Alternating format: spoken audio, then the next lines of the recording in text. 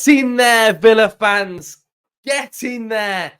Welcome to Up the Villa podcast. If you are new, comment your thoughts in the comment section down below. Comment among yourselves. Smash a like on this episode. Let's go big because we won away and we are currently second in the Premier League. And subscribe to this channel if you are new. Get in there. Huge 3 points away from home for Aston Villa. Absolutely buzzing to get the victory. Absolutely love it. It's just massive. It's just absolutely massive, those 3 points. It's going to be difficult to summarise the game because it was just so chaotic towards the end. But, you know, my feelings after the game, so happy. We found a way to win. And that is what all good sides do. They find a way to win. Even when you don't play at your best, you keep going and you keep going and you get the victory. And that is what we have done. But away from home, the away form is now not looking so bad, is it? That we're now currently 6th in the form table for our away form. So it's not that bad. It is not that bad. So let's kind of go back to the beginning of the game then, and we will sort of summarise my thoughts. Comment your thoughts in the comment section down below. Slight personnel change with Cash going into the box midfield, playing on that right-hand side. We've got McGinn in the double pivot. We've got Ramsey back in there. Moreno started with Luke being injured, and Diaby was in there as well. I actually felt like we started the game pretty well. And like I always say, ask yourself the question, did Aston Villa control the game? And that's one of the big things that we need to do. Maybe not at the end of it, but that's what we try and do. That's what Unai wants to do. Unai wants to impose his style, our style, onto the game. And I thought for the first 7-8 minutes, I thought we were the better team. We had numerous amounts of corners that were quite creative. The one where McGinn rolled in there. And Moreno had some big moments in this game, didn't he, towards the start of it. You know, he was getting in advanced areas. He had a few shots, a few chances. I actually felt like we started okay. And then Martinez had to make that world-class save early on, which was absolutely a brilliant save. Poor play from Cash on that right-hand side. Got bullied off the ball, and then their first chance came about. First half, I've got to say, even though we've won the game and I'm absolutely buzzing, I didn't think we played that well first half. I thought we were very loose with the ball, and I felt like the decision-making was just a little bit off. Yes, we had more possession. Yes, we created some good chances. But sometimes when I watch football especially, it's the other part of it. It's the off-the-ball stuff. It's the team shape. It's a player making their first touch and then playing the ball out wide. Those are the things that I was looking at as well. And I felt like we were a little bit loose, a little bit sloppy, a little bit flaky at times. And we just needed to just own it a little bit more.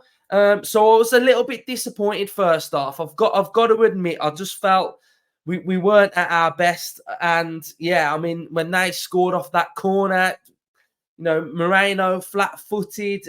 That kid obviously has probably got his first goal he's ever scored in the Premier League. And yeah, I thought first half was just okay. We controlled the possession, but I don't think we had control of the game. And I think there was times where they were going long and they were carving through us a little bit. And I just felt like, especially Cash on that right-hand side, I'm just not sure on it. I'm not sure on Cash on that right-hand side. I just wish sometimes he would go to the byline and take a player on. And I just think sometimes he makes his decision when he's got his ball at his feet rather than making that decision before he gets the ball, looking at the space. You know how you'll see sort of like Dougie Luiz sometimes, and he's always checking, he's always looking. Whereas I think when Cash gets the ball, he makes a decision to just run inside, and he'll run inside to a crowded area, and then he'll cut back and he'll get dispossessed. So that's just one thing that I just didn't like in the first half. I thought Ramsey was loose and I thought Cash was loose. And some of you might be saying, cut a bit of slack here because some of them haven't played.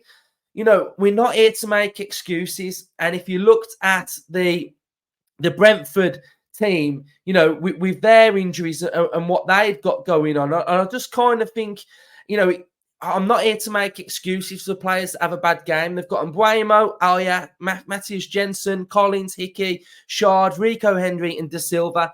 We're not here to make excuses about because we've got players that have just coming back, etc.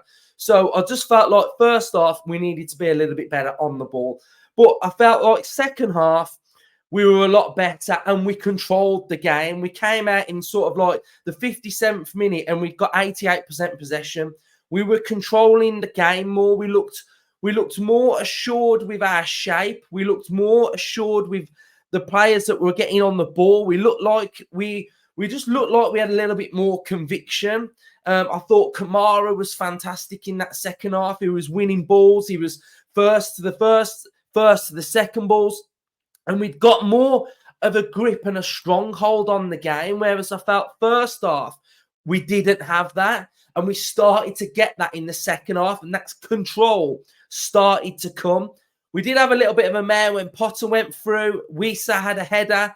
You know, defending there was a little bit loose. And then we made some substitutions. Diaby, Cash went off. Bailey, Duran came on. And I felt like in the first half, we were just crying out for a bit of Duran, a bit of strength up top, a bit of somebody that can just pop it into him, hold it, and then play. We really needed Duran, and I felt like when Duran came on, he added that little bit more profile up top, and I think that's something that we lacked and we needed. And then Ben Mee, he's just dirty, man. I just don't like him. I don't like him, and I just think he's a dirty player. And the minute I saw that and that boot went on his shin, get off the pitch. Just get off the pitch. We've seen you before when you've done Wesleyan. You've gone in with your studs up. You've studied him on his shin. Dirty player, man. I don't know what Thomas Frank was moaning about either. It's a dirty challenge. And then the Bailey ball. And this is what I'm saying about Cash with the conviction.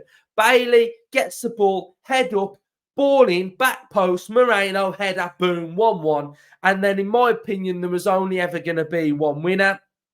Zaniolo came on, and I felt like he added a presence and a bit of a vibe on that left-hand side as well. And he did what was needed, that physicality at times, where I think sometimes we just lack that physicality. But I felt like the two substitutions, Durant and Zaniolo, brought the physicality, which was fantastic. And then Ollie Watkins, I felt like all game, our set pieces were creative, they were expressive. We were going short, we were building with short ones, we were going long, we were putting these little fizzers in, like these little fizzers in low that were popping off a bit. And then I felt Watkins' header absolutely fantastic. And then, yeah, I don't know why it got so salty when he scored, probably because he's played from before. But, you know, that sort of then set the tone of a bit of drama, didn't it? Mopay, we know what he's like. We've seen him with Consa before. The Bailey back pass, inviting pressure. And then the game just completely, you know, imploded, didn't it? The ref sort of had lost control.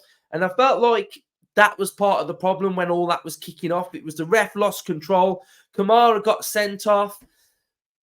Emery was on the pitch trying to calm things down. We've got Martinez kicking off. And it just went really, I'm going to say petty because some of the stuff was just a bit stupid. You know, Kamara, can you raise your hands on someone's throat and push them?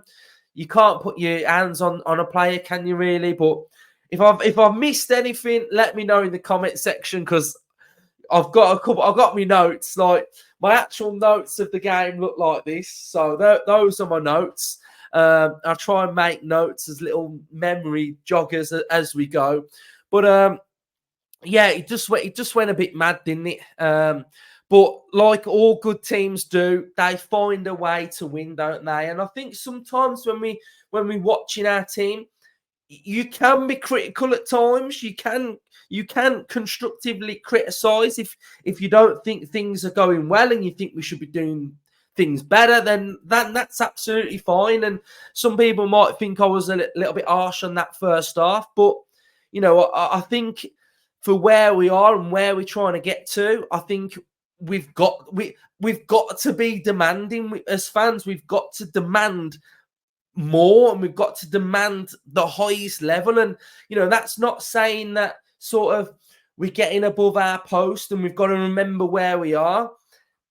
I don't like that I really don't like that mentality. We've got to keep pushing as fans. We've got to push the expectation. Don't get borderline deluded and think, oh my God, and I think I'm fair, and I think you will understand what I'm trying to say is the fact that before the game, I didn't say we should win this game. I didn't say this is a game we must win. I don't put that pressure on any game that we play. I basically say we have to earn the right to win the game. And that's where my mindset is. So I'm not saying we've got to go out and win every game we play. We've got to earn the right to win it. And I just think we have to earn the right in every game we play to win that game. And I felt like in the first half, we didn't do enough. And what I'm basically trying to get at as well is that as fans, we can be demanding and we can push the players because we need to reach those levels. We need to maintain those levels. If we as fans keep going like, oh, we're not expected to be here. We should be, we're above where we should be. We should be looking at top 6. I can't look at it like that, and I won't look at it like that. I'm challenging the players as a fan to be at that top level. And I think if the fans can do it, the manager will be doing it, the coaching staff will be doing it, the players will be doing it. When the players play against Forest, etc., and they come out and say, we should be doing a lot better, that's them criticising themselves. So, I will always look to push the players as a fan because I want us to get there and I want us to stay there. So that's where my mindset's at. That's how I think about this team. So, yeah, I think first half, I wanted it to be better. Second half was 10 times better.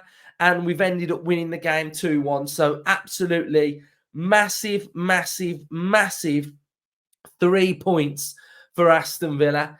And, yeah, huge, buzzing. Love it. Love the character. Love the fight back. And another thing that I'll probably mention as well is that playing against 10 men is very, very difficult. When they went down to 10 and we were still 1-0 behind, again, we've got to control the game still. We've got to make sure we are inch perfect. And I felt like we were really good. We were very, very patient. And against 10 men, that is how you have to be. Control the game, control the ball, but be patient. Don't rush things. Don't force it. Just play your game. Keep going, and the chances will come. And I think we were brilliant playing against 10 men because, in the past, I've watched games where the team that have got 10 men have then gone on to win the game. So I think that needs a very special mention as well. So if we have a little look at the tail of the game, then if we have a little look at, the stats of what happened in this game. First, let's go to the first half then. We had 62% possession, 9 shots, 3 on target. They had 3 shots and 2 on target. First half, we made 262 passes, 84% passing accuracy. And then if we have a little look at the second half, we had 73% possession and passing accuracy. We had 86% as well. And across the whole course of the game, we had 68% possession. We had 526 passes, 85% passing accuracy. If we have a look at the current Premier League table, this is before the Liverpool game, we are second on 38 points. We have got 4 points above Man City. We are 4 points above Man City. We go to the away form now. We are sitting in 6th place. We are only 2 points behind Man City's away form in 2nd place. So, yeah, if we have a quick look at the average positions then while we're here. So, the Brentford average positions, Christmas tree formation, pretty much playing in that 5-3-2 formation all game, 5 at the back, quite defensive, quite narrow. And then Aston Villa's, look at how many players are camped in the Brentford half. Absolutely quality stuff, pushing for the victory. And I'm just happy that we've got the win. We've found a way to win. We've dug in there. We are, showing good signs of a really, really good team. And another point is that we've won a game without Douglas Luiz, who is arguably our best player as well. So, when you look at teams like Man City who can't win without Rodri, we're able to find a way to win without arguably one of our best players in Douglas Luiz. So, yes, Villa fans, get in there. 2-1 to Aston Villa, currently 2nd in the Premier League. Mwah. Love it. Absolutely love it. If you are new to this channel, make sure you subscribe, drop a like, and comment your thoughts down below. Get in there. Up the Villa.